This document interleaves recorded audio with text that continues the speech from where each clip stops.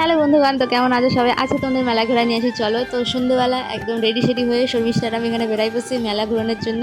তো অনেকদিন ধরে ভাবতেছিলাম যাওয়ার হইতেছিল না, তো আমরা এখানে বাড়ির পাশেই রথের মেলা বইছে, আর এই হইল গিয়ে আমাদের রথের মেলার গেট। দেখো কত সুন্দর না। এখানে মেলায় ঢুকতে না ঢুকতেই আমি কানের দোকানে আগে হামলা করছি, কারণ খুব সুন্দর সুন্দর কানের উঠছিল।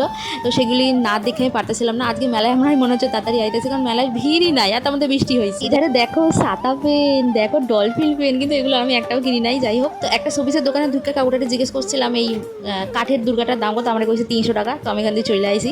আর শর্মিষ্ঠা এখানে মাটির ফল আর সবজি দেখতেছিল, যেগুলো একটা বিক্রি করবে না, নিতে হলে 10টা নিতে হইব। আর এখান থেকেও একটা ইউনিক জিনিস কিনছে, দেখো সেটা তোমরা দেখাইতেছি। জল দিলেই আলো জ্বলবো, ঠিক আছে, কোনো কারেন্ট বা অন্য কিছু নয়, জল দিলেই আলো জ্বলবো, আবার সলতে দিয়েও জ্বলন যাইব। কিছুক্ষণ ঘোরানোর পর এই জিনিসটা আমাদের চোখে পড়লো। দেখো বাচ্চাগুলি ওর মধ্যে লাফাইতেছে, যেটা দেখা আমারও লাফাইতে ইচ্ছা করতেছিল, কিন্তু আমি তো বড় না। এখানে জিলাপির আলাই পাশ দেখা, বাড়ির হগলের জন্য জিলাপি লইয়া শর্মিষ্ঠার ফুচকা খাইয়া আজকের ব্লগটা খতম করলাম। দেখা হইব পরের ব্লগে। টাটা।